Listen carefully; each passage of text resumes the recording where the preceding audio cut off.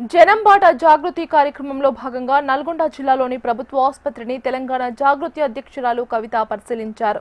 ప్రభుత్వ ఆసుపత్రిలోని మాతా శిశు కేంద్రంలో జన్మించిన చిన్నారికి దీక్ష అనే పేరును ఆమె నామకరణం చేశారు. అనంతరం ఆసుపత్రి సిబ్బంది సమస్యలను అడిగి తెలుసుకున్నారు.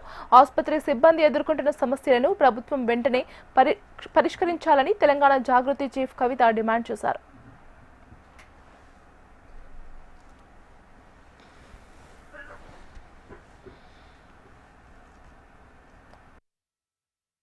ఇవాళ నల్గొండకు వచ్చిన తర్వాత ఇక్కడ హాస్పిటల్లో ఉండేటటువంటి శానిటేషన్ స్టాఫ్, వాచ్మెన్లు, సెక్యూరిటీ, అట్లానే మన దోబీలు, అట్లానే పేషెంట్ కేర్లో ఉన్నటువంటి సభ్యులు అందరికీ సంబంధించి మాట్లాడుతూ ఉన్నాం.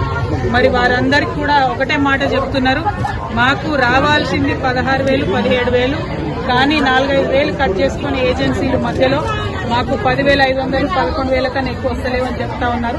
అది కూడా 4 నెలల నుంచి 6 నెలల మధ్య కాలంలో కూడా జీతాలు వస్తలేవని చెప్తున్నారు. నిన్న వరంగల్ పోయినప్పుడు కూడా అదే మాట్లాడింది.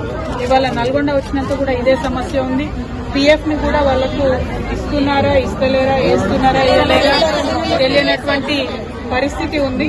కాబట్టి నేను ప్రభుత్వాన్ని రిక్వెస్ట్ చేసేది ఒకటే, మనకు హాస్పిటల్ నడవాలంటే ఖచ్చితంగా శానిటేషన్ స్టాఫ్ కావాల్సిందే, సెక్యూరిటీ స్టాఫ్ కావాల్సిందే, పేషెంట్ కేర్ వాళ్ళు ఉండవలసిందే, డోబీలు ఉండవలసిందే.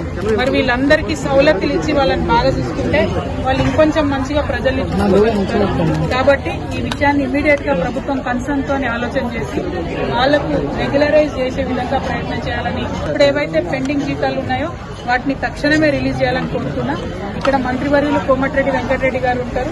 ఇంతమంది మీ నల్గొండ జిల్లా ఆడబిడ్డలు జీతాలు రాక ఇబ్బంది వెంకన్న కొంచెం మీరు శ్రద్ధ తీసుకొని ఒక మాట చెప్తే జల్దీ జీతాలు వస్తాయి. ఆ విధంగా ప్రయత్నం చేయవలసిందిగా నేను కోరుతున్నాను.